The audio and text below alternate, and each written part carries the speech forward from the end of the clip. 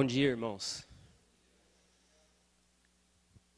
Hoje nós vamos falar sobre milagres, ou pelo menos sobre um dos milagres que Jesus fez.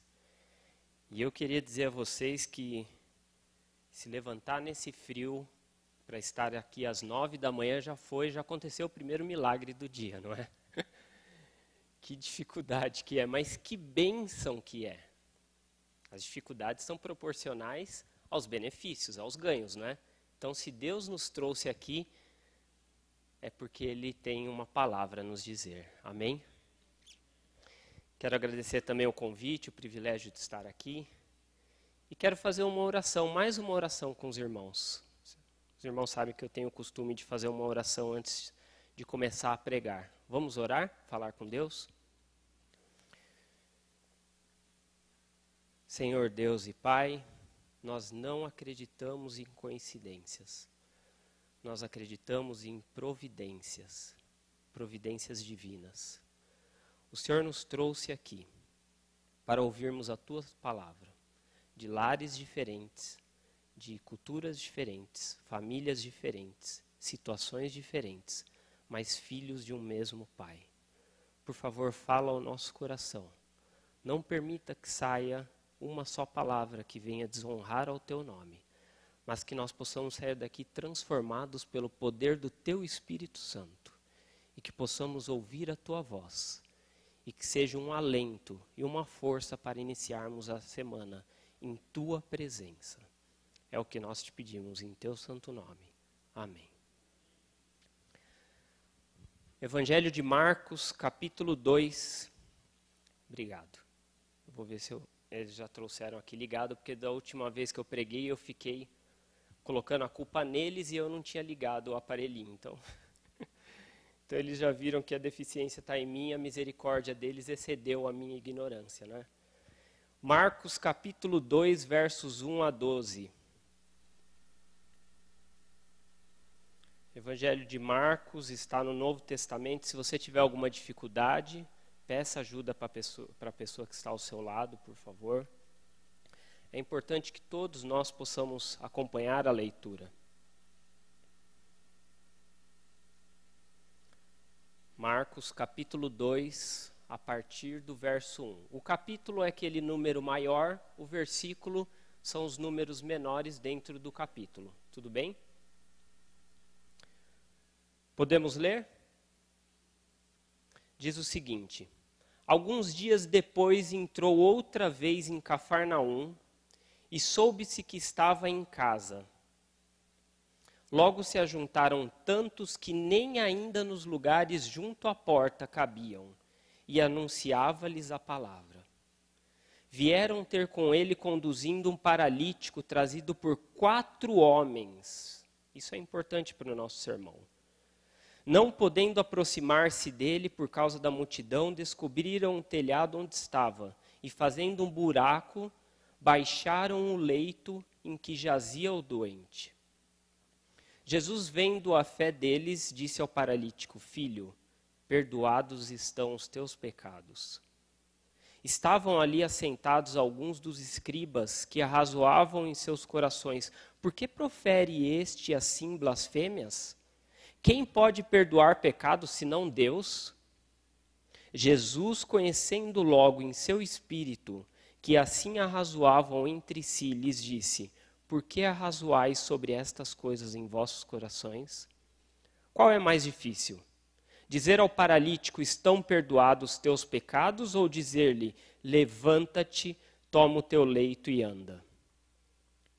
Ora, para que saibais que o Filho do Homem tem na terra poder para perdoar pecados, disse ao paralítico: A ti te digo, levanta-te, toma o teu leito e vai para a tua casa.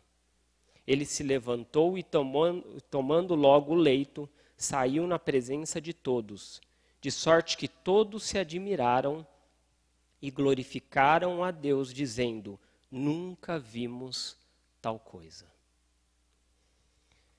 Eu comecei o sermão dessa manhã falando a respeito das nossas diferenças, e isso é uma verdade mesmo. Você foi criado num lar diferente do meu.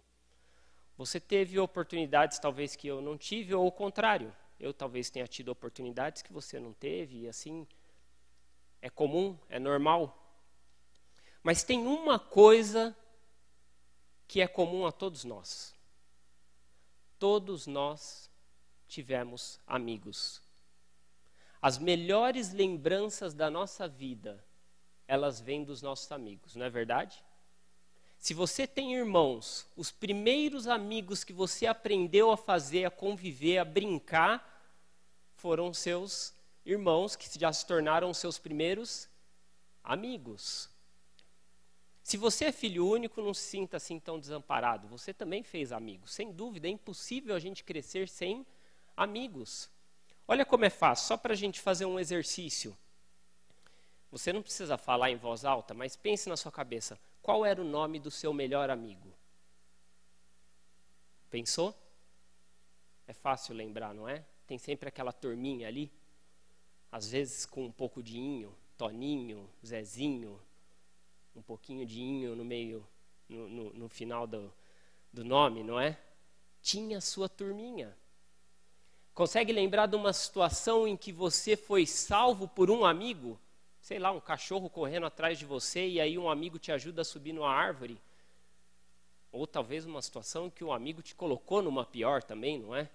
Mas é amigo. Tem coisas boas, tem coisas ruins. Olha que interessante, eu não estou dizendo que eu apoio isso, tá? Quero deixar bem claro. Eu só estou revelando a pesquisa que foi feita. Em uma universidade nos Estados Unidos, eles fizeram uma pesquisa a respeito de amizades. E eles chegaram à conclusão, de novo, eu estou dizendo que eu não estou apoiando, eu apenas estou revelando a pesquisa, tá? Que uma das melhores formas de fazer amigos, sabe como que é? Falando mal dos outros. A pessoa passa e você comenta assim, puxa, mas você deixa escapar, né, sem querer. Poxa, mas eu não gosto daquele fulano. Aí a pessoa encosta e fala, peraí, você também não gosta dele? Não. E aí começa a bater papo, desenvolve a amizade. Olha que coisa boa. Estou brincando, não é bom. Mas eu estou revelando apenas uma pesquisa, não é? Eles também descobriram em uma universidade de Notre Dame que você precisa manter um contato de pelo menos de 15 em 15 dias. Um telefonema, um jantar, alguma coisa. Não tem como você se manter afastado o tempo todo, vir uma vez a cada 10 anos e aí, sabe, tem que manter um contato. Pode ser pelo Skype, pode ser pelo telefone, de alguma forma você tem que manter o contato. Eles também descobriram, apesar do Roberto Carlos dizer que era possível ter 1 milhão de amigos, não é, na sua música, de que você consegue manter no máximo 150 pessoas próximas. Não aquelas que você dá oi, tchau. Próximo. Aquela pessoa que você tem intimidade, amizade, bem próximo. No máximo 150 pessoas com muito esforço. Bom, e o que tudo isso tem a ver? O que tem a ver conosco, irmãos, é que o milagre de hoje começa falando a respeito de amigos. E você pode perguntar, mas por que amigos? A Bíblia não diz que eles eram amigos. A Bíblia diz que 4 homens carregavam aquele paralítico. Nós podemos deduzir de forma fácil que eles eram amigos. No judaísmo, você tinha, pelo menos na época de Jesus, eu não sei hoje em dia, mas você tinha uma forte correlação entre a saúde, o bem-estar físico e o ser abençoado ou amaldiçoado por Deus. Então, se aquele homem era doente, tinha uma deficiência, tinha uma relação muito forte entre a sua deficiência e o ser amaldiçoado por Deus. Não estou dizendo que isso é correto, apenas estou dizendo que na época de Jesus, as pessoas criam dessa forma, acreditavam dessa forma. E aquele homem, por ser alguém deficiente, então ele era afastado de todo tipo de relação, porque ele era um amaldiçoado por Deus. Por ser um amaldiçoado por Deus, muito provavelmente ele não tivesse emprego. E ele vivesse do quê? De esmolas, pedindo às pessoas. Essa era a vida daquele homem, excluído da sociedade, excluído dos amigos, excluído de todos, considerado um amaldiçoado. Mas é interessante porque a Bíblia diz que ele é trazido por 4 homens. Ele não pagou aqueles homens, porque quem vive de esmola não pode se dar o luxo de pagar 4 homens para carregar de um lugar para o outro. Ainda mais numa época que você não tem carro, você não tem avião, você não tem transporte público. Vai saber de onde que aqueles homens vieram carregando aquele paralítico. Tinha que ser amigo de verdade. E aí é que entra uma das características que eu gostaria de falar com você nessa manhã. Eles têm 4 características. E às vezes nós achamos que só nós é que somos amigos dos outros, só os outros que são nossos amigos, mas nós temos que nos perguntar como é a amizade que nós temos oferecido às outras pessoas também. A primeira característica é que eles tinham interesse pelos outros. Nós estamos vivendo numa época muito difícil, numa época em que é muito comum ter interesse nos outros, mas ter interesse pelos outros é um pouco diferente e é um pouco mais difícil. A grande verdade é de que desde que nós nascemos, nós somos adestrados, entre aspas, a investir naquilo que dá retorno. Não é assim? Ah, mas por quê? Porque essa família é problemática. Fortalecer o forte é muito fácil. Jesus disse, eu vim para quem? Para os que são doentes. Eu vim para os necessitados. Fortalecer aquele que é forte é muito fácil. A missão que Cristo deixou a mim e a você é fortalecer o fraco. É ajudar o necessitado. Ajudar quem não precisa de ajuda é muito fácil. Não precisa. Mas a missão de Cristo, quando nós lemos a palavra de Deus, vai totalmente no sentido contrário àquilo que muitas vezes nós vemos nos nossos dias. Existe uma frase que diz, você é a média das 5 pessoas com as quais você anda. Já viu essa frase? Já ouviu esse pensamento? Eu respeito, não acho que sou o dono da verdade, nunca achei. Mas eu não gosto dessa frase. Porque se essa igreja aqui tem 500 membros, então 495, para mim, eu já não, sabe, eu vou privilegiar só 5, porque os 5 que vão me trazer mais ganhos. Eu sou um pouco receoso com essa frase. Se nós olharmos para o ministério de Jesus, com quem que ele andava? Prostitutas. A palavra é forte, irmãos, mas é verdade. Prostitutas, pecadores, pessoas rejeitadas pela sociedade. É esse tipo de pessoa. Eu não estou aqui dizendo que, olha, Deus só gosta de pessoas pobres, Deus só gosta de pessoas que têm a sua vida toda bagunçada. Não. Nós trabalhamos e nós fazemos o melhor para dar o melhor e crescermos da melhor forma possível como seres humanos, como cristãos, como família, como membros de uma sociedade. Mas quando nós olhamos para a vida de Jesus Cristo, nós não podemos nos esquecer que a nossa parte nesse mundo é ajudar o fraco, fortalecer o forte. É fácil, difícil é fortalecer o fraco. E é isso que Jesus nos diz. Talvez isso tenha uma origem. Talvez a origem seja o nosso pensamento de que o mundo gira em torno do nosso umbigo. Já ouviu essa expressão? Às vezes nós ficamos pensando assim, se Deus me colocou em algum lugar ou não me colocou, se Deus abriu a porta ou não abriu, se Ele tem algum propósito para a minha vida. Opa, eu sei, a Bíblia diz isso. A Bíblia diz, eu bem sei os pensamentos que tenho a vosso respeito, pensamentos de paz e não de maldade.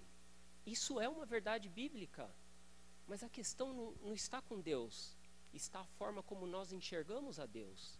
Você já parou para se perguntar se onde você está, se Deus te colocou ali para que você seja abençoado ou para que você se torne uma bênção para as pessoas ao seu redor? Será que não é um pouco diferente? Em que eu baseio isso? Olha o chamado de Abraão. Qual foi o chamado de Abraão, irmãos? Deus disse para Abraão assim, Abraão, Eu vou te chamar para uma terra para que você se torne popular, para que você seja, olha, para que você fique rico, para que você seja abençoado. Tudo isso aconteceu na vida de Abraão. E Deus quer isso para a nossa vida. Eu não tenho a menor dúvida disso. Mas a base do chamado de Abraão foi: em ti serão o quê? Benditas todas as famílias, todos os povos, todas as pessoas que entrarem em contato contigo. Esse é o nosso chamado. E muitas vezes nós achamos que o mundo gira em torno do nosso umbigo. Ah, Deus fechou essa porta, então se ele fechou essa porta, ele tem que abrir uma maior. Opa, peraí. Ao invés de parar e ficar olhando para a porta que foi fechada, por que eu não posso olhar para as pessoas que estão ao meu redor? Será que ao invés de eu querer ganhar, será que eu não deveria estar disposto a dar? O ministério de Jesus dava mais ou ele recebia mais? O que os irmãos acham? Dava. E a gente tem que se perguntar o mesmo. A gente tem que se perguntar o mesmo. Talvez uma segunda origem disso, e não me interpretem mal, é porque nós temos muito mais do que os nossos antepassados tiveram. E talvez você se pergunte assim: poxa, agora você falou uma besteira, Rogério, porque com essa crise a gente está passando um aperto. Eu sei, a crise não está fácil para ninguém. Mas se a gente olhar com honestidade e sinceridade, os nossos antepassados, eles vendiam almoço para comprar janta. Eles passaram miséria e muitas vezes nós passamos apertos e nós achamos que estamos na mesma situação.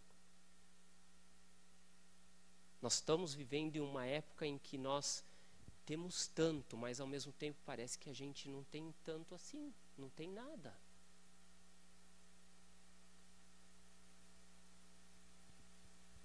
O slide número 1. Por favor. Ah, está aqui. Desculpa. Tá vendo? Eu cometo o mesmo erro sempre. Só que dessa vez não funcionou mesmo, hein? Tá ligado. Ah, obrigado. Olha o que diz o slide número 1. Essa é a base bíblica. Nada façais por contenda ou por vanglória, mas por humildade. Irmãos, todos nós precisamos aprender. Só existe um mestre nessa escola: Jesus Cristo. Todos nós somos alunos. Ninguém aqui é exemplo. Mas a Bíblia nos dá a base. Cada um considere os outros superiores a si. A quem? É fácil isso, irmãos. Nós crescemos em uma sociedade em que a gente tem que ser sempre o número 1, tem que estar sempre em destaque, tem que estar sempre no holofote, tem que ser sempre o centro das atenções. E quando a gente lê a palavra de Deus, ela diz: cada um considere os outros superiores a si mesmo. Isso é um desafio gigante. Isso só pode ser cristianismo, porque eu não conheço outra coisa que ensine isso. Mas não atente cada um para o que é propriamente seu. Pare de olhar o seu umbigo. Eu não estou dizendo que Deus não se importe com seus problemas. Eu não estou dizendo que Deus não quer abençoar a sua vida. Mas eu estou dizendo que quando você cuida das coisas de Deus, e as coisas de Deus incluem a pessoa que está ao seu lado, aqueles que você pode ajudar e abençoar, Deus cuida da sua vida. Deus cuida de você. Não atente cada um para o que é propriamente seu, mas cada qual também para o que é dos outros. Por quê? Qual é o motivo? Agora vem a razão. De sorte que haja em vós, membros da Igreja Adventista de São Caetano do Sul, o mesmo sentimento que houve também em Cristo Jesus. Ele é o exemplo. Não tirei da minha cabeça. A palavra está ensinando assim. Que sendo em forma de Deus, não teve por usurpação ser igual a Deus, mas esvaziou-se a si mesmo, tomando a forma de servo, fazendo-se semelhante aos homens, e achado na forma de homem, humilhou-se a si mesmo, sendo obediente até a morte, e morte de cruz. Quando nós olhamos a vida de Jesus, nós dizemos: mas coisa tão bonita, mas coisa linda. É verdade. Mas Jesus não é apenas o nosso Salvador. Ele quer que nós reflitamos o seu caráter. Não a fim de perfeccionismo, não estou falando disso não. Impecabilidade, não. Refletir o caráter, como ele disse, vós sois o sal da terra. Vós sois a luz do mundo, de forma a iluminar o caminho dos outros, de forma a dar sabor na vida dos outros. Olha o segundo ponto. Eles tinham um espírito de cooperação. E aqui eu quero falar para os jovens em especial. Tomem cuidado. Porque existe a cooperação para o bem e existe a cooperação para o mal. Existe uma frase muito forte que diz assim: junte-se aos bons. Prestem atenção nessa frase, jovens. Junte-se aos bons e vocês se tornarão tão bons quanto eles. Junte-se aos maus e vocês se tornarão pior do que eles. Perceberam? Junte-se aos bons e você será tão bom quanto. Agora, junte-se aos maus e você não tem noção do que o inimigo pode devastar a sua vida. Não sigam o caminho do mal. Não vale a pena. Não sigam o caminho do mal. Cooperação é para o bem, não é para o mal. Eles tinham cooperação, mas era para o bem. Olha o segundo slide. Tem base bíblica isso que a gente está falando? Deixa eu ver se consigo aqui. Ah, eles já passaram ali. Ótimo. Ah, não. Esse é o terceiro.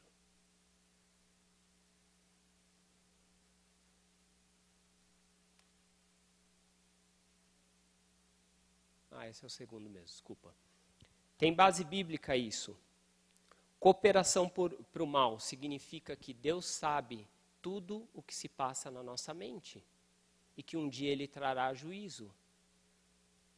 Nós queremos estar perante Deus da melhor forma possível. E não da melhor forma porque nós sejamos salvos pelas nossas próprias obras, mas porque nós entendemos que a nossa função nesse mundo é glorificar o nome de Deus através das nossas vidas.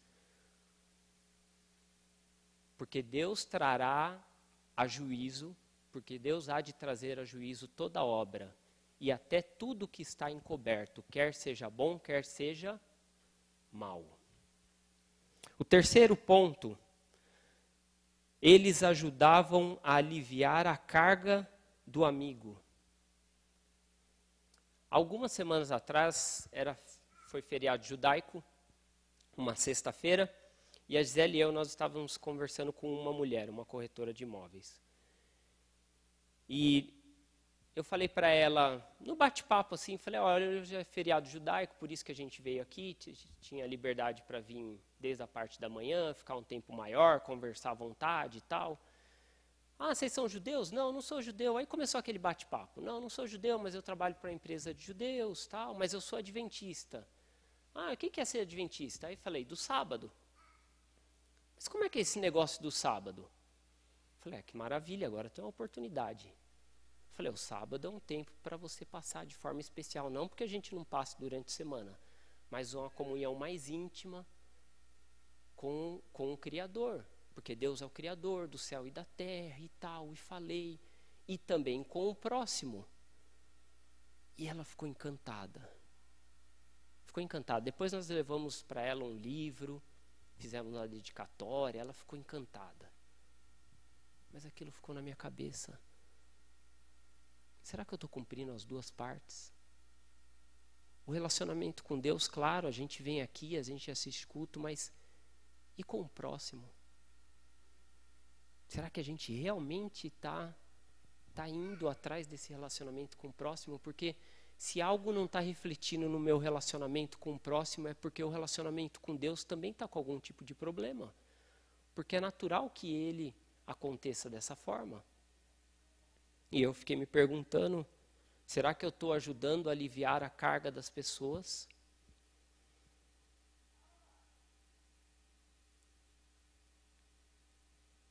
O slide número 3, por favor, passe para mim, Oscar, que não está funcionando.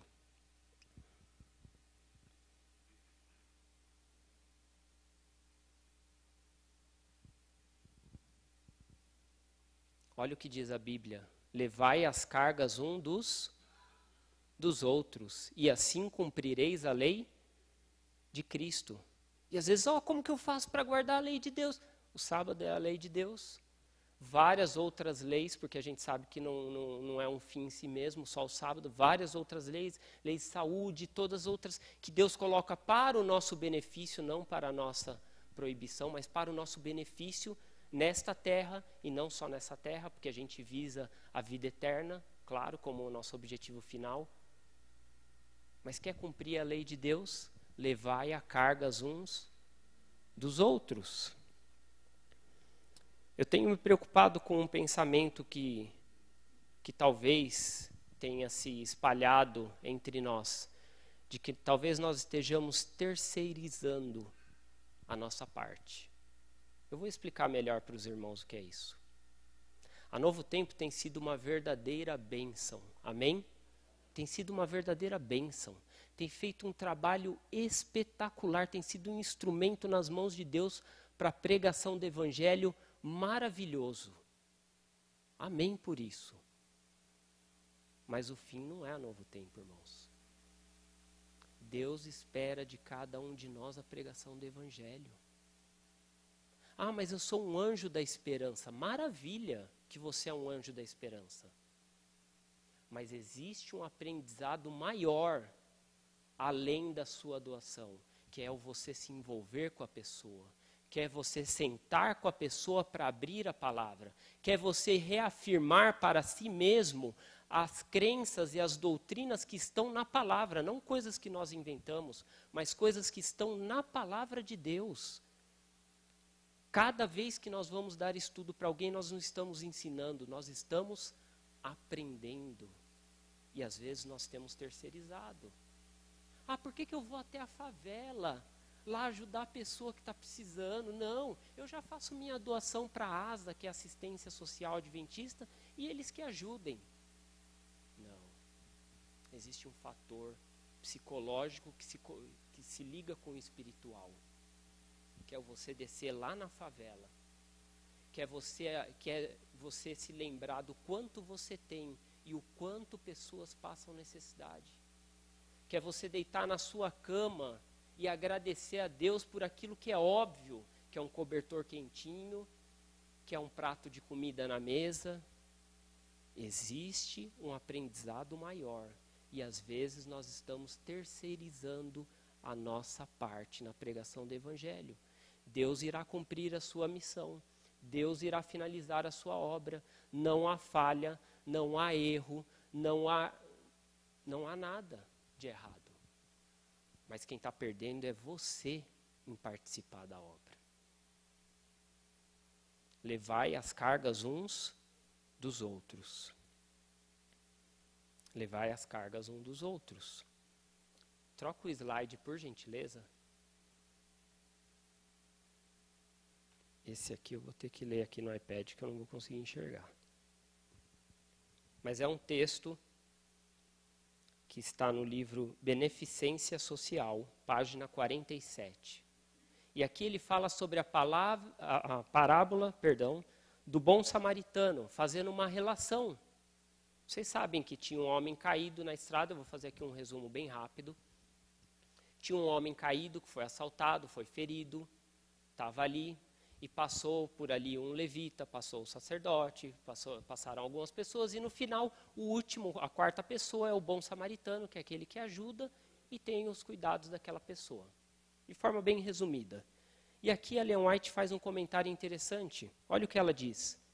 Deixar que o próximo sofredor fique sem ajuda é abrir uma brecha na lei de Deus. A gente não acabou de ler? Quer cumprir a lei de Deus? Leve a carga dos outros. Ela está fazendo uma relação direta com as palavras de Deus, porque não há contradição entre o espírito de profecia e a Bíblia. Ela está dizendo, olha, deixar o outro sofrer é abrir uma brecha na lei.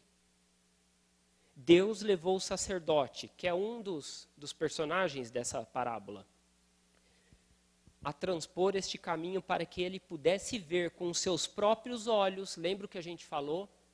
Não é só fazer a doação, é importante que você vá lá participar, é importante que você se comova para você entender e reafirmar, poxa, existem pessoas, essa é a obra de Jesus.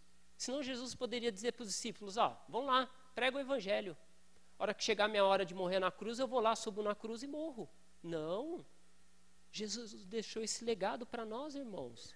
Deixou essa tarefa. Para que ele pudesse ver com os próprios olhos um caso que necessitava misericórdia e ajuda. Mas o sacerdote, embora no exercício de um santo trabalho, cuja obra era demonstrar misericórdia e fazer o bem, passou de longe. Seu caráter for exibido em sua verdadeira natureza perante os anjos de Deus.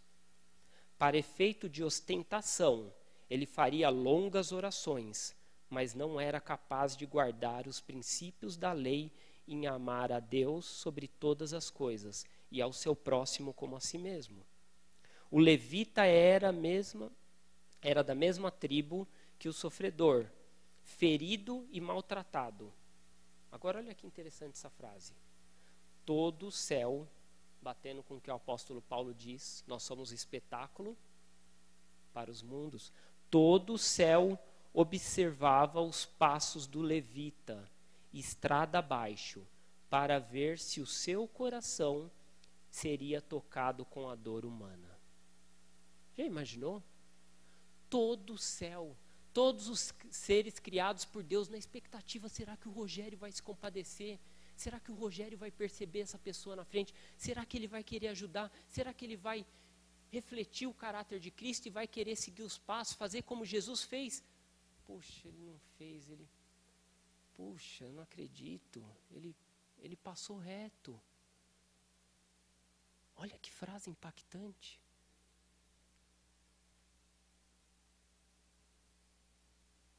Ao dar com o homem, convenceu-se de que devia fazer, mas não era uma tarefa agradável.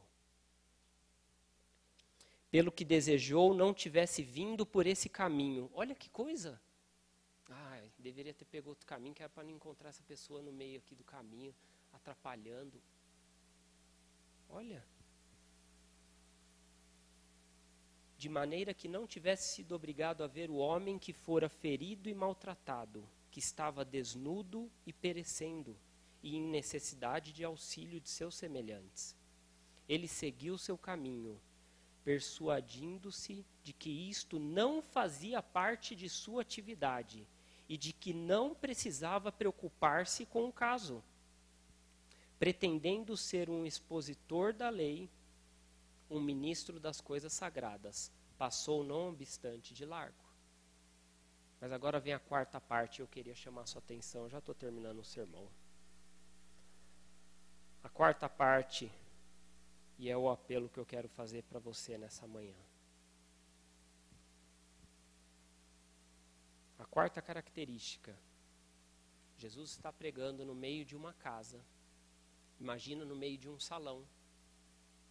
E daqui a pouco esse salão está tão lotado, está tão cheio de gente empilhada ali em cima, gente nos bancos do coral, gente por todos os lados, as pessoas estão sentadas no chão, não tem mais onde espremer gente, e daqui a pouco começa a fazer um barulho no teto, e as pessoas... Quem que é o inconveniente? Quem que está atrapalhando o sermão de hoje? São os 4 amigos. Aqueles 4 amigos, eles tinham uma certeza na vida. Jesus era a resposta. Nós podemos ter muitas dúvidas, mas nós precisamos ter uma certeza. Jesus é a resposta. Jesus é a resposta.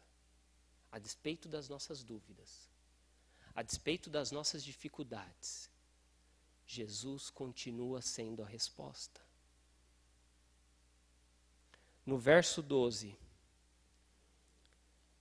a Bíblia nos diz que ele se levantou e, tomando logo o leito, saiu na presença de todos, de sorte que todos se admiraram e glorificaram a Deus, dizendo: nunca vimos tal coisa. Agora é a sua oportunidade, irmãos. É sua oportunidade de escolher esse amigo.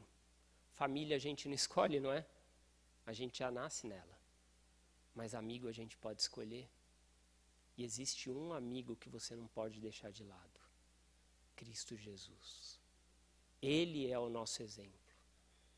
Ele é o nosso padrão de conduta, de caráter, de comportamento, de estilo de vida. Jesus é tudo. E quem não tem Jesus não tem nada. Mas Jesus te oferece tudo. O próximo slide diz, em contraste com o que o mundo fala. Coloca para mim, por favor, Oscar. O mundo diz, quem não vem pelo amor, vem pela dor. Mas isso é o que o mundo diz, isso aí não está na Bíblia, Jesus nunca falou isso. Olha o que Jesus diz. Um slide antes, por favor. Não, agora para frente. Eis que estou à porta e bato. O mundo diz, quem não vem pelo amor, vem pela dor. Deus vai te arrastar de qualquer jeito. Não, não. Jesus diz, não, eu respeito a sua opinião. Eu respeito a sua decisão, mas eu continuo batendo a porta. Eu quero ser seu amigo. O mundo diz, quem não vem pelo amor, vem pela dor. Passa para o próximo, por favor. Mas o Espírito Santo diz, se ouvirdes hoje a sua voz, não endureçais os vossos corações. Eu quero chamar a Gisele para cantar o último hino. Eu não sei a família em que você nasceu. Eu não sei as oportunidades que você teve ou que você não teve. Eu não sei as portas que se abriram, que se fecharam na sua vida. Mas existe uma coisa que você pode escolher nessa manhã. Fazer de Jesus o seu amigo. Fazer dele o seu padrão de vida, de conduta. Escolha Jesus. Ele não vai decidir por você. Ele não pode forçar a sua decisão. Ele não pode tomar o seu leito e sair andando. Ele já te deu poder para a cura. Ele já te deu poder para o milagre. Ele já te deu o perdão. Mas você precisa tomar o seu leito. Eu queria convidar aqueles que precisam tomar uma decisão ao lado de Cristo. E aqueles que, embora já tenham tomado uma decisão ao lado de Cristo, perceberam através do sermão dessa manhã, de que nós precisamos, ao invés de receber bênçãos de Deus, e sim, Deus quer nos abençoar, mas entenderam que nós temos que ser uma bênção para as pessoas ao nosso redor, e querem reconsagrar a sua vida a Deus, dizendo, Senhor, coloque sim pessoas no meu caminho, coloque sim pessoas feridas na minha vida, para que eu possa ajudar a curar as feridas, para que eu seja uma bênção na vida dessas pessoas e seja uma luz nesse mundo glorificando o teu nome. Se você tem esse espírito e essa vontade, que você levante do seu lugar, como aquele homem se levantou há 2000 anos atrás, e venha aqui à frente, de forma simbólica, dizendo, eu escolho a Jesus como meu amigo, e eu quero seguir o padrão de Deus para a minha vida.